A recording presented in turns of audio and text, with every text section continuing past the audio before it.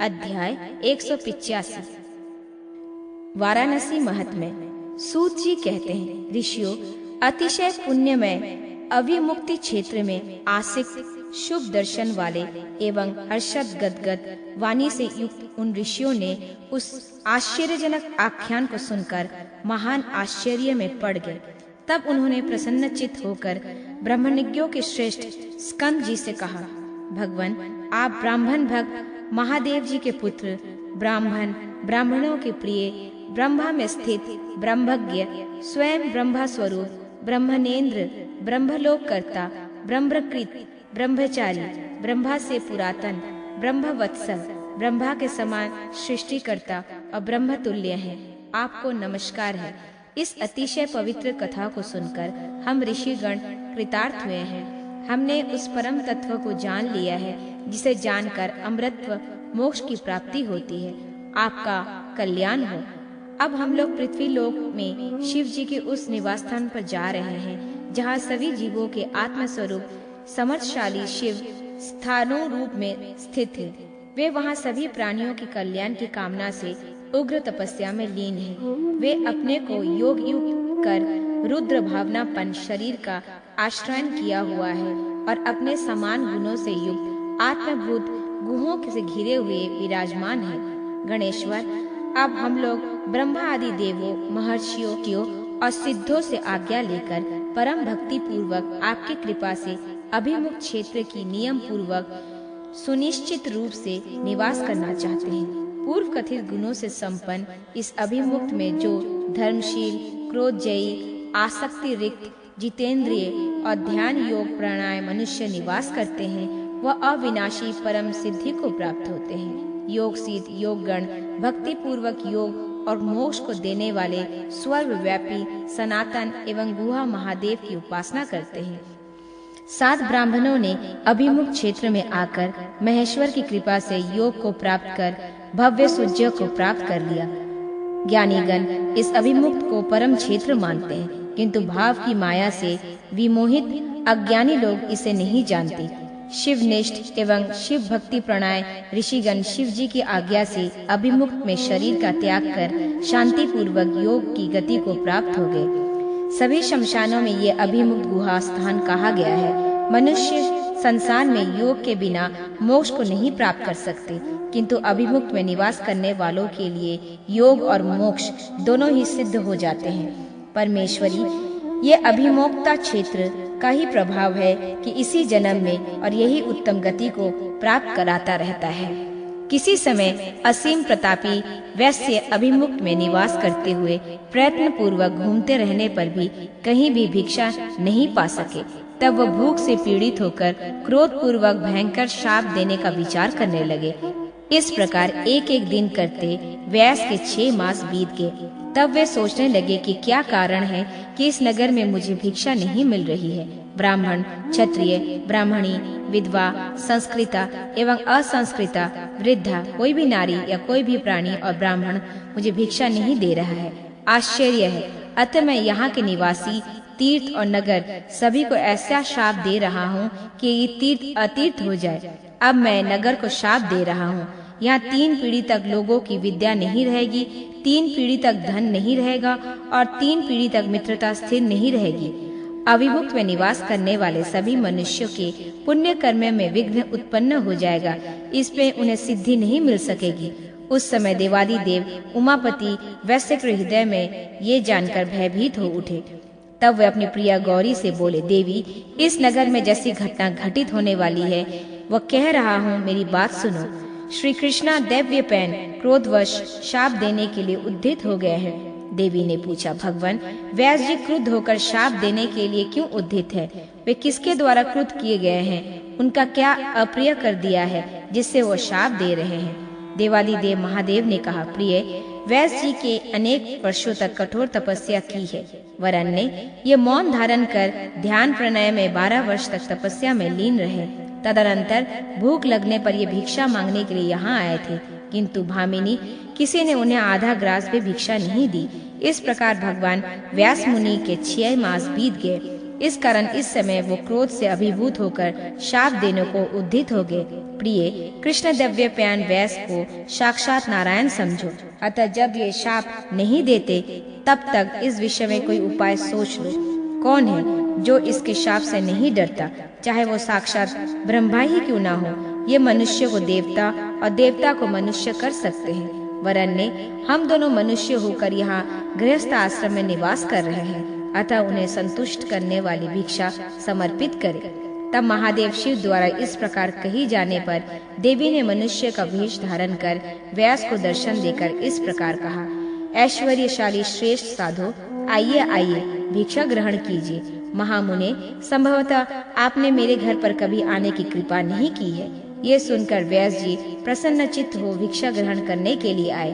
तब देवी ने व्यास जी को 6 रसों से समृद्ध अमृत के समान भिक्षा प्रदान की। मुनि ने पहले वैसे न खाई हुई है न भिक्षा मिला। तत्पश्चात भिक्षा को खाकर प्रसन्नचित्त हुए व्यास जी कुछ विचार करने लगे। तदुपरांत कमल दल नेत्र व्यास जी ने वरदाता शिव और देवी पार्वती की वंदना की और इस प्रकार कहा, विशाल नेत्रों वाली देवी, वाराणसी में महादेव, पार्वती देवी, गंगा नदी, स्वादिष्ट भोजन और शुभ गति सभी सुलभ है। फिर यहाँ के निवास की इच्छा किसी को अच्छा नहीं लगेगा। ऐसा कहकर व्यास जी हृदय को आनंद देने वाली भिक्षा को सोचते हुए नगर का अवलोकन करते हुए घूमने लगे। तदनंतर उन्होंने महादेव और देवी पार्वती को अपने समक्ष उपस्थित देखा।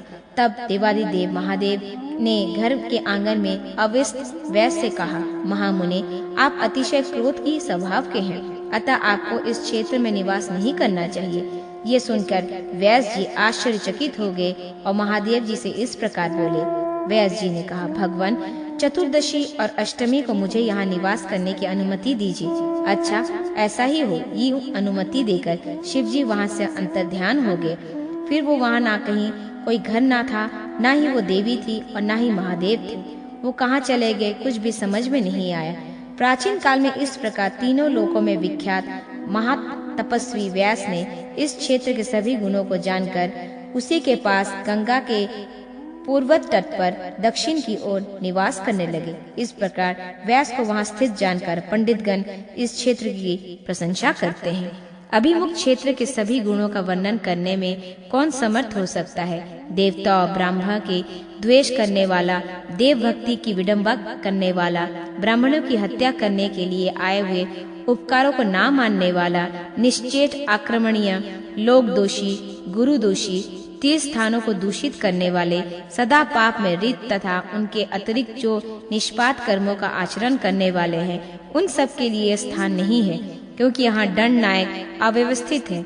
यहाँ श्रेष्ठ दंड नायक को भी किसी रक्षा के लिए नियुक्ति किया गया है। सभी वन आश्रमियों तथा अनेक प्रकार के जंतुओं से भरा हुआ इस क्षेत्र में नायक के परामर्श से यथाशक्ति गंध, पुष्प, धूप आदि से पूजन करने के पश्चात उन्हें नमस्कार करके ईश्वर के अनुग्रह से बहुत लोग गणेश्वर की गति को प्राप्त हो गए हैं।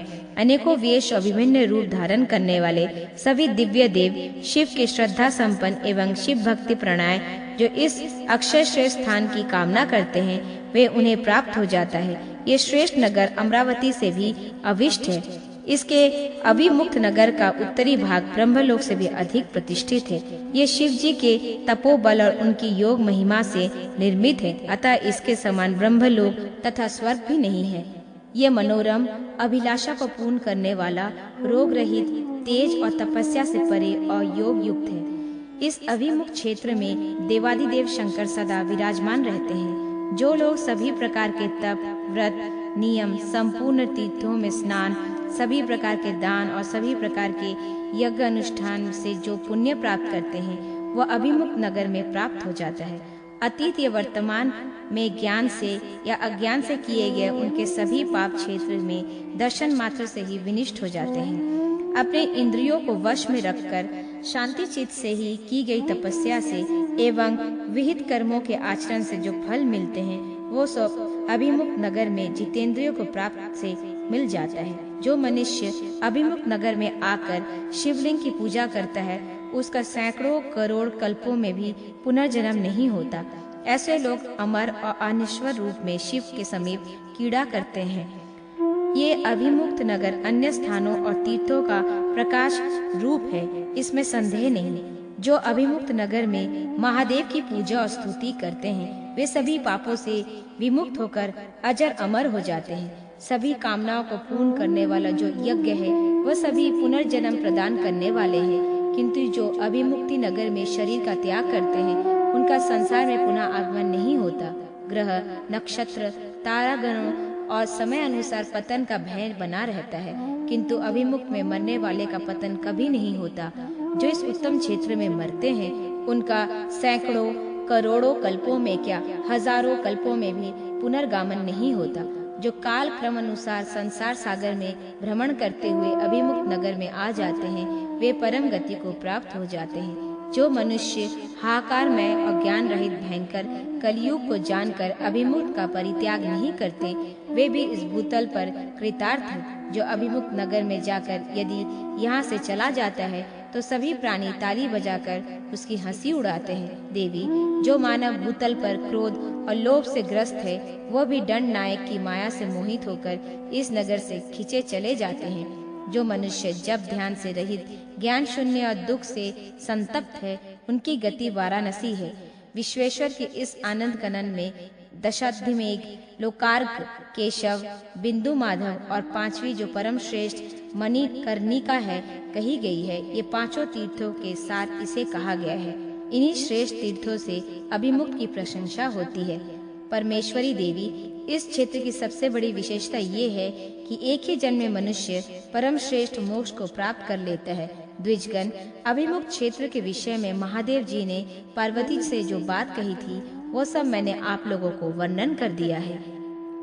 अध्याय 186 नर्मदा महात्म्य का उपकरण। ऋषियों ने पूछा, सज्जनों में श्रेष्ठ सूत जी, आपने अभिमुक्त का महात्म्य तो भली भांति कह दिया है, अब नर्मदा के महात्म्य का वर्णन कीजिए, जहाँ ओंकार, कपिला संगम और अमरेश पर्वत का पाप नाशक महात्म्य कहा जाता है। प्रलय काल में भी नर्मदा का नाश क्यों नहीं होता एवं भगवान मार्कंडेय का भी पूर्व प्रलय के समय में विनाश क्यों नहीं हुआ।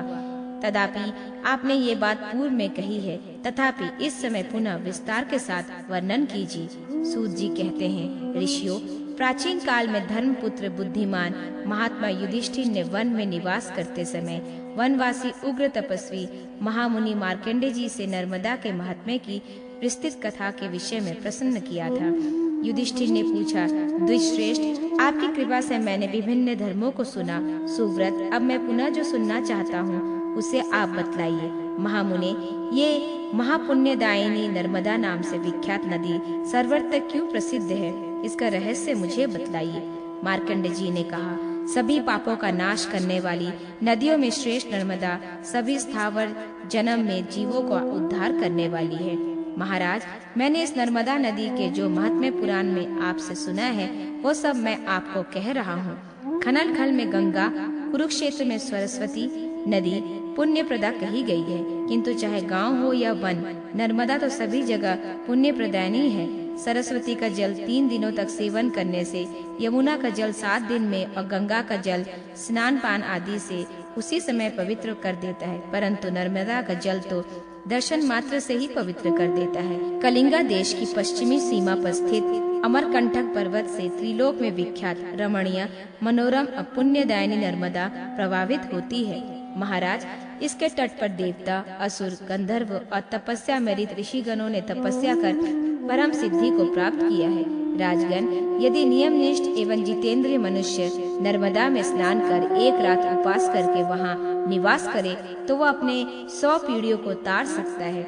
यदि मनुष्य जलेश्वर जल त्रिस्त्रीत में स्नान कर पिंड दान आदि करता है तो उसके पितर विधि पूर्वक प्रलय काल पर्यंत तृप्त रहते हैं।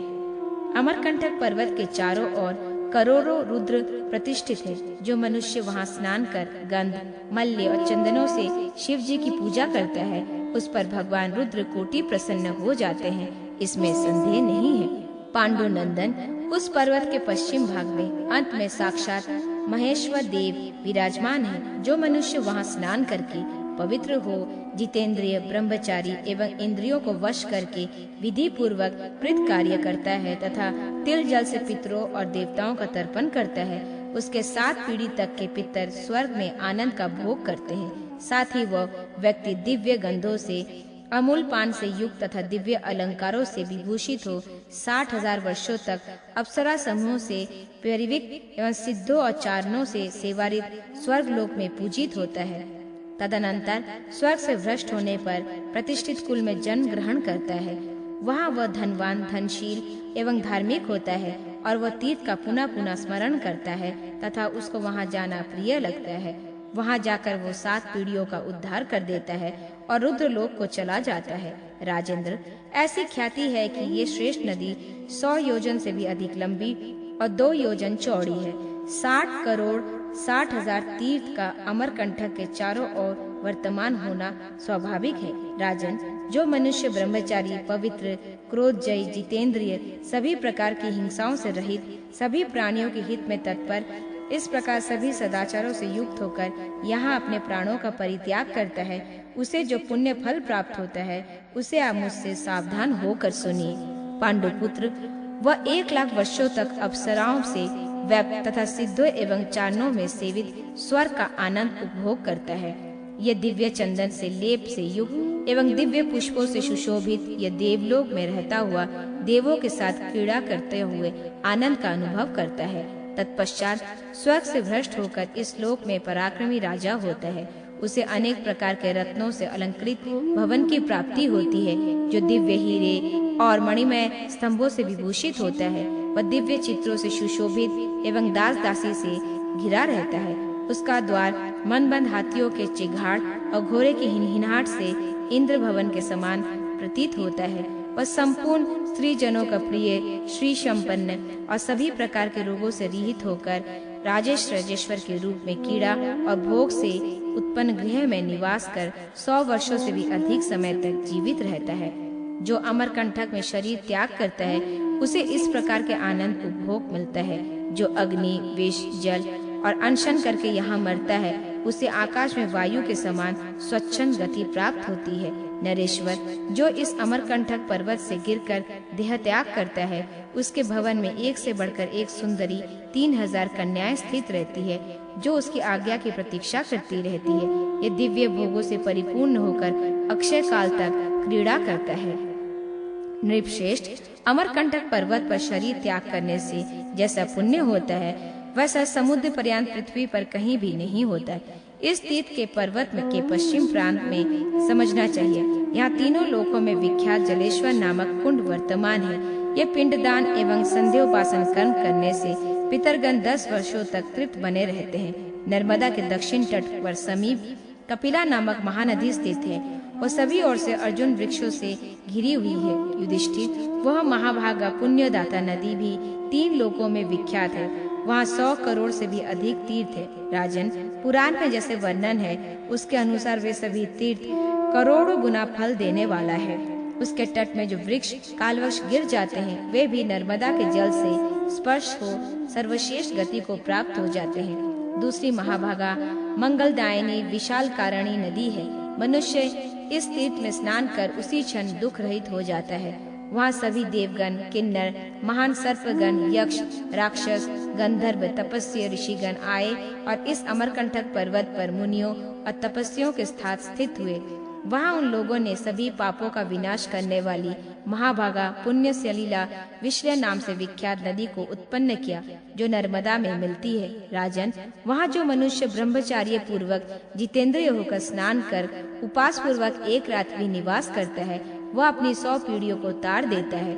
निर्श्रेष्ठ, ऐसा सुना जाता है कि पूर्व काल में लोगों के हित की कामना से महेश्वर ने कपिला और विशल्य नाम के तीर्थों का वर्णन किया है। राजन, वहाँ स्नान करके मनुष्य अश्वमेध के फल को प्राप्त कर लेता है। नरेश्वर, इस तीर्थ में जो अनशन करता है, वह सभी पापों से रहित होकर रुद्रलोक को प्राप्त करता है।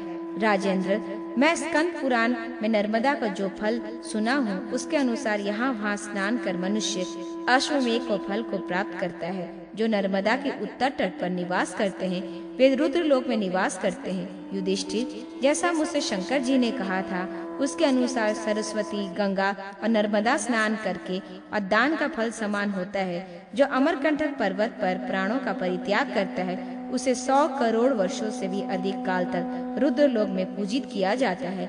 नर्मदा का लहरियों में फेन से अलंकृत पुण्यमय पवित्र जल सभी पापों को मुक्त करने वाला है, अतः वह सिर से वंदना करने योग्य है। पुण्ययोता नर्मदा ब्रह्मवत हत्या का नाश करने वाली है। यहाँ एक दिन एक रात उपास करके मनुष्य ब्रह्म हत्या से छूट जाता है। पांडुपुत्र नर्मदा इस प्रकार पुण्यमय और रमणीय है। ये महानदी तीनों लोकों में पुण्यमय है। महापुण्यप्रद वटेश्वर, तपोवन, गंगाद्वार इन स्थानों में द्विजगण व्रतानुष्ठान करते हैं, परंतु नर्मदा और समुद्र के संगम पर जो 10 गुना अधिक फल मिलता है, ऐसा मैंने है। नर्मदा महात्म्य के प्रसंग में पुनः त्रिपुरा व्याख्यान। मार्कंडेय जी ने कहा, पांडुनंदन नर्मदा नदियों में श्रेष्ठ है। इसका अतिशय पुण्यदायिनी, हितकारिणी तथा मोक्ष की अभिलाषा रखने वाले महाभाग्यशाली मुनियों द्वारा सेवित है। ये यज्ञोपवीत से दूरी पर तीर्थ विभक्त है। नृपश्रेष्ठ मनुष्य उसमें स्नान कर सभी पापों से मुक्त हो जाता है। पांडुपुत्र जलेश्वर नामक श्रेष्ठ तीर्थ तीनों लोकों में विख्यात है। मैं उसकी उत्पत्ति का वर्णन कर रहा हूँ, आप सुनिए। पूर्व काल में इंद्र सहित सभी देवता और मरुगण देवादिदेव महात्मा महेश्वर की स्तुति कर रहे थे। स्तुति करते हुए वे इंद्र सहित मरुगण इंद्रेश्वर महेश्वर के पास पहुँचे और भय से व्याकुल होकर विक्षु रूप भगवान शंकर से कहने लगे, प्रभु हम लोगों की रक्षा कीजिए। श्री भगवान ने कहा, सुरश्रेष्ठ गण आप लोगों का स्वागत है। आप लोग यहाँ किस लिए आए हैं? आप लोगों को कौन सा दुख है, कैसी पीड़ा है और कहाँ का भय उपस्थित हो गया है? महाभाग देवगण आप लोग कहिए, मैं उसे जानना चाहता हूँ। इस प्रकार रुद्र द्वारा कहे जाने पर भली भांति व्रतों का संपादन करने वाले देवताओं ने कहा। देवगण बोले, विरूक्षिपाक्ष अतिशय भीषण, महान, पराक्रमी और बलभामिनी बाण न्याम से विख्यात एक दानव है, जिसका त्रिपुर नामक नगर है। वह दिव्य नगर उसके प्रभाव से सदा आकाश में घूमता रहता है। उससे भयभीत होकर हम लोग आपकी शरण में आए हैं। आप उस महान कष्ट से हम लोगों की रक्षा कीजिए, क्योंकि आप ही हम लोगों के परम गति हैं। देवादिदेश इस प्रकार अब सब लोगों पर कृपा कीजिए। समर्थशाली शंकर जिस कार्य से गंधर्व सहित देवगण सभी सुखों से प्राप्त को परम गति को संतोष प्राप्त कर सके, आप उसे कहिए। श्री भगवान ने कहा, देवगण आप लोग विषाद मत करें, मैं ये सब करूँगा। मैं थोड़े ही समय में आप लोगों के लिए सुखद प्रद कार्य का संपादन करूँगा। मानद इस प्रकार उन लोगों को आश्वासन देकर दरवेश नर्मदा के तट पर आए और उन्होंने वध के विषय में सोचने लगे और मुझ त्रिपुरा का विनाश किस प्रकार करना चाहिए ये सोचने लगे। ऐसा सोच विचार कर भगवान ने उस समय नारद का स्मरण किया। स्मरण करते ही नारद जी वहाँ उपस्थित हो गए। नारद जी ने कहा, महादेव मुझे आज्ञा दीजिए, किस लिए मेरा स्मरण किया है? देव मुझे क्या करना है और मेरे लिए उस कर्तव्य का निर्देश कीजिए। श्री भगवान ने कहा, नारद दानवराज बाण का वह महान त्रिपुर कहाँ स्थित है? आप वहाँ जाइए और वहाँ जाकर शीघ्र ही ऐसा कीजिए। विप्र वहाँ की स्त्रियां अप्सराओं के समान सुंदरी है और वो सभी पतिव्रता है। उन्हीं के तेज से त्रिपुर आकाश में घूमता है। विप्रेंद्र वहाँ जाकर आप उनकी बुद्धि को परिवर्तन कर दीजिए। महादेव जी की बात सुनकर शीघ्र पराक्रमी नारद जी उन स्त्रियों के हृदय से विकृत करने वाले उस त्रिपुर में प्रविष्ट हुए। वह दिव्यपुर अनेक प्रकार के रत्नों से अलंकृत 100 योजन विस्तृत और 200 योजन चौड़ा था। वहाँ उन्होंने बलभामिनी बाण को देखा। वह मणिमय कुंडल, बाजूबंद और मुकुट से अलंकृत सैकड़ों स्वर्णमय एवं रत्नों के हीरो और चंद्रकांत मणि विभूषित था। उसकी कंधी रत्नों से बनी हुई तथा भुजाएं स्वर्णमय आभूषणों से मंडित थी। वह चंद्रकांत, हीराक, मणि और मूंगों से जटित एवं 12 आदित्यों से धूति के समान देदीयमान हो सर्वश्रेष्ठ सिंहासन पर बैठा हुआ था। नारद जी को देखकर वो महाबली दानव उठकर खड़ा हो गया। वानस्वार बोले, देवर्षि आज स्वयं मेरे नगर में पधारे हैं, मैं आपको निवेदित करता हूँ। फिर उसने विधि पूर्वक अभिनंदन कर कहा, द्विश्रेष्ठ मैं आपका कौन सा कार्य करूं? ब्राह्मण देव आप बहुत दिनों के बाद पधारे हैं, आप इस आसन पर बैठिए। इस प्रकार ऋषि श्रेष्ठ नारद जी से वार्तालाप करने के पश्चात उसकी पत्नी महादेवी अनन्य प्यमया ने प्रश्न किया। अनुपमा ने पूछा, भगवान, मनुष्य लोक में केशव, व्रत, नियम, दान अथवा तपस्या, इनमें किससे प्रसन्न होते हैं? नारद जी ने कहा, जो मनुष्य वेद के प्रारंभ ब्राह्मणों को तिल धेनु का दान करते हैं, उसके द्वारा समुद्र, वन और द्वीप सहित पृथ्वी का दान संपन्न हुआ समझना चाहिए। वह दाता करोड़ों सूर्य के समान दध्यमान एवं सभी कामनाओं से पूर्ण करने वाले विमानों द्वारा सूर्य, चंद्र और तारों में स्थित अक्षय काल तक आनंद भोगता रहता है। जो स्त्री उपवास करके आम, आंवला, कैथ, बेर, कंद, चंपक, अशोक, पुनंग, जयफल, पीपल, केला, बट, अनार, नीम, महुआ आदि अनेक प्रकार के वृक्षों को दान करती है, उसके दान स्तन कैथ के समान और दोनों जंघाएं केले से सुदृश्य सुंदर हो जाते हैं। वे उस दान से वंदनीय और नीम के दान से सुगंध युक्त हो जाती है। चंपा के दान से चंपा की कांति वाली, अशोक के दान से शोक रहित होती है, महुआ के दान से वो मधुर भाषिणी होती है और वट के दान से उनका शरीर कोमल होता है। बेर स्त्रियों के लिए सदा महान सौभाग्यदायिनी होती है। ककड़ी, जटाधारी और द्रव्य सृष्टि का दान, कंद से मिश्रित धतूरे में मंजरी से पूजन, बिना अग्नि में पकाया हुआ अन्न और पके हुए अंडों का अभक्षण, फलों का परित्याग और संध्या काल में मौन धारण, ये स्त्रियों के लिए प्रशस्त नहीं है। सर्वप्रथम प्रयत्न पूर्वक क्षेत्रफल की पूजा करनी चाहिए। पाप शून्य उस स्त्री का पति सदा उसका मुख नहीं ही देखता रहता है। जो स्त्रियां अष्टमी, चतुर्थी, पंचमी और द्वादशी तिथि, संक्रांति, विषुवयोग और दिन क्षुद्र मुख, दोपहर में चंद्रमा, नए मास की तिथि में प्रवेश करना, इन दिव्य दिनों में उपवास करती है, वह धर्मयुक्त स्त्रियों का स्वर्ग निवास होता है, इसमें कोई संदेह नहीं। वे कलियुग के पापों से रहित और सभी पापों से शून्य हो जाती है। इस प्रकार जो स्त्री उपवास में तत्पर रहती है, उसके समीप यम भी नहीं जा पाता। अनुपम्या बोली, नारद जी, पता नहीं इस जन्म में या पूर्व जन्म में किए हुए पुण्य से आपका यहाँ आगमन हुआ। अब मैं आपसे कतिपय व्रतों के विषय में पूछती हूँ। विप्रवर, जो बलि की पत्नी यशस्विनी विंध्यावाली है, वो मेरी सास है। वे मुझ पर कभी प्रसन्न नहीं रहती। मेरे ससुर भी मुझे सभी समय देखते हुए अनदेखा कर देते हैं। पाप चरण रत रहने वाली कुंभनिसी नामक मेरी ननद है, वह भी हर समय मुझे देखकर उंगली तोड़ती रहती है। वह दिव्य मार्ग से कैसे चले और मुझे सुख की प्राप्ति कैसे हो, ये बताने की कृपा कर। ये सत्य है कि ऊषर भूमि में डाले हुए बीज से किसी प्रकार की अंकुर की उत्पन्नति नहीं होती। फिर भी जिस प्रकार व्रत का अनुष्ठान करने से वह मेरे वश में आ जाए, वो व्रत मुझे बतलाइए। विप्रेंद्र, मैं आपकी दासी हूँ।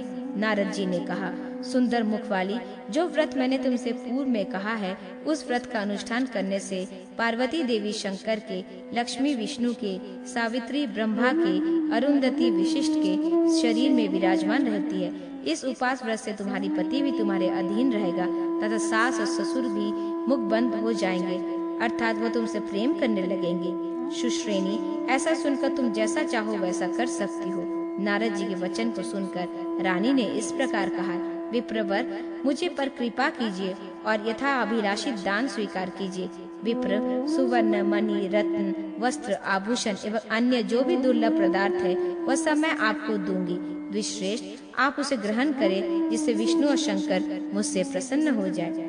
नारद जी बोले, कल्याणी, जो ब्राह्मण जीवन काल रहित उसे दान दे दे। मैं सर्व संपन्न हूँ, तुम मेरे प्रति भक्ति भाव रखो। भरत श्रेष्ठ, इस प्रकार उन सभी स्त्रियों के मन के प्रति बता की विचलित न हो, नारद पुनः अपने स्थान पर चले होगे। तभी से उन स्त्रियों का हृदय उदास रहने लगा और उनका मन दूसरी ओर लग गया। इस प्रकार पतिव्रता त्याग से तेज नष्ट हो गया तथा महान आत्मबल से संपन्न बाण के नगर में छिद्र दोष उत्पन्न हो गए। अध्याय 188। त्रिपुर दहा का वृत्तांत। मार्कंडेय जी ने कहा, कुंती नंदन, आपने जो मुझसे पूछा उसे मैं कह रहा हूँ, सुनिए। इसी बीच रुद्रदेव नर्मदा तट पर आए। वहाँ जो तीनों लोकों में विख्यात महेश्वर नामक स्थान है, उस स्थान पर बैठकर महादेव त्रिपुर संहार के विषय में सोचने लगे। उन्होंने मद्राचल से गांडीव धनुष, वासुकी के सर्प के धनुष, प्रत्यंचा, कार्तिकेय के तकरक, विष्णु के श्रेष्ठ बाण, बाणों के अग्र भाग में अग्नि और पुच्छ भाग में वायु को प्रतिष्ठित कर चारों वेदों को घोड़ा बनाया। इस प्रकार उन्होंने सर्वदेव में रथ का निर्माण किया। दोनों अश्वनी कुमारों को बागडोर और रथ की धुरी के रूप में साक्षात ब्रजधारी इंद्र को नियुक्त किया। उसकी आज्ञा को स्वीकार कर कुबेर तरुण के स्थान पर बैठ गए। दाहिने हाथ पर यम और बाएं हाथ पर भयंकर काल स्थित हुए। करोड़ों देवगण और लोग विस्तृत गंधर्व गण रथ के चक्के हुए तथा श्रेष्ठ प्रजापति ब्रह्मा सारथी बन गए। इस प्रकार शिव जी सर्वदेव में रथ का निर्माण कर उस पर स्थान पूर्ण में 1000 वर्षों तक स्थित रहे। जब तीनों पूर्व अंतरिक्ष में एक साथ सम्मिलित हुए, तब उन्होंने 3 पूर्व वाले 3 बाणों से उनका भेदन किया। जिस समय भगवान रुद्र ने उस बाण को त्रिपुर के ऊपर चलाया, उस समय वहाँ की स्त्रियां तेजोतीन हो गई और उनका पतिव्रता बल नष्ट हो गया तथा उस नगर में हजारों प्रकार के उपद्रव उत्पन्न होने लग गए। उस समय वह स्त्रियां भी त्रिपुर नाश के लिए काल स्वरूप हो गई। काष्ठमय घोड़े अट्टहास करने लगे। चित्र रूप से निर्मित जीव आँख को खोलने और बंद करने में लगे। वहाँ के निवासी स्वप्न में अपने को लाल वस्त्र से अलंकृत देखने लगे। उन्हें स्वप्न में सभी वस्तुएं विपरीत दिखाई पड़ने लगी। वे इस प्रकार से उत्पातों को देखने लगे। शंकर जी के कोप से उनके बल और बुद्धि नष्ट हो गए। तदनंतर प्रलय काल के समान प्रचंड संवत्सर वायु बहने लगा। वायु से प्रेरित आग की भयंकर लपटें भी इधर उधर व्यक्त होने लगी, जिससे वहाँ वृक्ष समूह जलने लगे और पर्वत के शिखर गिरने लगे। सभी और लोग व्याकुल होकर चिंता रहित हो गए। चतुर्दिक भयंकर हाहाकार मच गया। सभी उद्यान नष्ट हो गए। वहाँ सब कुछ शीघ्र ही छिन्न भिन्न हो गया। शंकर जी द्वारा सभी दुख आगमन कर दिए गए। तीनों शिखाओं वाले बाणों को वृक्ष विकटिकाएं विवाद प्रसाद जलने लगे। ये प्रदीप्त अग्नि दासों दिशाओं में फैल गई। उस समय 10 दिशाएं मैलशील समूह के समान दिखने लगे। अग्निदेव अनेक प्रकार की सैकड़ों शाखाओं से युक्त प्रज्वलित हो उठे, जिससे जला हुआ संपूर्ण त्रिपुर पलापुष्प के समान लाल रंग से दिखाई पड़ रही थी। उस समय धुआंओं के कारण एक घर से दूसरे घर में जाना संभव नहीं था। सभी लोग शंकर जी की क्रोधाग्नि से जलते हुए अत्यंत दुख के कारण चित्कार कर रहे थे। इस प्रकार सभी दिशाओं में धधकता हुआ त्रिपुर नगर जल रहा था। राजभवनों के शिखर के अग्रभाग हजारों टुकड़ों में टूटकर गिर रहे थे। विविध मणियों से जटित अनेक विमान और रमणीय घर उद्वित आग में जल रहे थे। वहाँ के निवासी वृक्षों के समूह में, घरों के छज्जों के नीचे और सभी देवगृह में जलते हुए इधर उधर दौड़ रहे थे। आग की चपेट में आकर वे सभी विविध स्वर में क्रुधन करने लगे। वहाँ पर्वत शिखर के समान अग्नि समूह दिखाई दे रही थी। पर्वत शिखर के समान विशाल गजराज इधर उधर जल रहे थे। सभी देवादिदेव शंकर को यूं स्तुति कर रहे थे, प्रभु हम लोगों की रक्षा कीजिए। वे अग्नि से जलते हुए स्नेह के कारण एक दूसरे का आलिंगन कर इसी प्रकार जलते हुए नष्ट हो रहे थे। इस प्रकार वहाँ सैकड़ों हजारों दानव जल रहे थे। हंसों और बतखों की परिपूर्ण कमलों से युक्त पुष्करणी बागीचे बावलियां, जो 1 योजन लंबी और चौड़ी थी, खिले हुए कमलों से व्यक्त थी, अग्नि से जलती हुई दिखाई दे रही थी। वहाँ रत्नों से विभूषित पर्वत शिखर के समान राजभवन अग्नि के द्वारा भस्म होकर गिर रहे थे। वे जल शून्य मेघ के समान दिखाई दे रहे थे। शंकर जी के क्रोध से प्रेरित अग्निश्रेष्ठ स्त्री, बालक, वृद्ध, गौ, पक्षी और घोड़ों को फैलाकर निर्दयता पूर्वक जला रहे थे। हजारों जागे हुए एवं अनेक सोए हुए व्यक्ति, जो पुत्र का गाढ़ आलिंगन किए हुए थे, त्रिपुरा नगर के अग्नि में जल रहे थे। वहाँ प्रचंड अग्नि के कारण प्रलयकालीन समाप्त व्यापारित था। इस त्रिपुराग्नि में कुछ लोग पत्नी की गोद में छिपे हुए भस्म हो गए, तो कुछ लोग माँ बाप से चिपके हुए जलकर भस्म हो गए। इस प्रज्वलित त्रिपुरा में अप्सराओं के समान सुंदरी स्त्रियां अग्नि की ज्वाला में झुलस कर पृथ्वी पर गिर पड़ी। कोई भी मोती की माला से अलंकृत विशाल नेत्र वाली नायिका धुएं में व्याकुल होकर पृथ्वी पर गिर पड़ी। कोई इंद्रनील मणि से अलंकृत स्वर्ण के समान कांति वाली स्त्री पति को गिरा हुआ देखकर उसके ऊपर गिर पड़ी। कोई सूर्य के समान तेजस्वी नारी घर में स्थित रहकर सो रही थी, वह अग्नि की ज्वाला से चेतना रहित होकर धराशय हो गई। उसी समय अतिशय बलशाली एक दानव हाथ में तलवार लेकर उठ खड़ा हुआ, किंतु अग्नि से जलकर वो भी पृथ्वी पर गिर पड़ा। मेघ के समान श्याम वर्ण की दूसरी स्त्री, जो हार और केयूर से अलंकृत थी, श्वेत वस्त्र पहने हुई थी, अपने दूल्हे बच्चों को सुलाए हुए भी थी, वो उस बच्चे को जलते हुए देखकर मेघ के शब्द के समान रोने लगी। इस प्रकार शंकर जी के कोप से प्रेरित वह अग्नि त्रिपुर को जला रही थी। कोई चंद्र के समान कांति वाली एवं हीरक और अलंकृत सज्जन नायिका और पुत्रों को गोद में लेकर कांपती हुई जलकर पृथ्वी पर गिर पड़ी। कोई कुंदन पुष्प और चंद्रमा के समान कांति वाली स्त्री क्रीड़ा करती हुई अपने घर में ही सो रही थी। वह घर के जलने पर अग्निशिखा से प्रेरित हो जाग उठी और सबको जलता हुआ देखकर, हाँ मेरा पुत्र कहाँ चला गया, ऐसी कहती हुई जलती हुई पुत्र का आलिंगन कर पृथ्वी पर गिर पड़ी।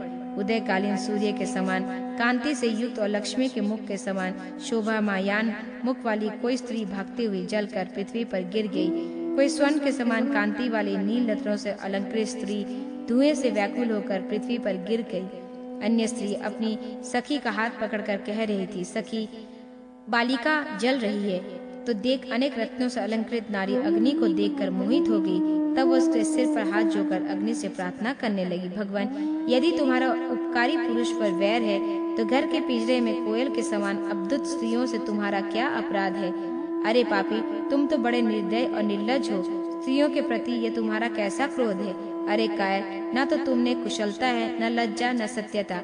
ये हमारे कैसे अभक्ष व्यक्तियों की अग्नि की उहलना करने लगी। फिर दूसरे ने कहा, क्या तुमने ये नहीं सुना कि शत्रु की स्त्रियां भी अवध्य होती है? क्या जलाना और नाश करना तुम्हारे गुण है? तुम्हारे में स्त्रियों के प्रति दया, भय अथवा उदारता नहीं। मलेच्छन भी स्त्रियों को जलती हुई देखकर उन पर दया करते हैं। तुम तो मलेच्छों से भी बढ़कर हृदय शून्य, दुर्निवार, कृष्ट हो। दुराचारिन, इस स्त्रियों को मरते हुए देख तुम्हें क्या मिलेगा? क्या जलाना और मारना ही तुम्हारे गुण है? दुष्ट, हुताशीन, तुम बड़े दयाहीन, निर्लज, अभागा, कठोर और कपटी हो।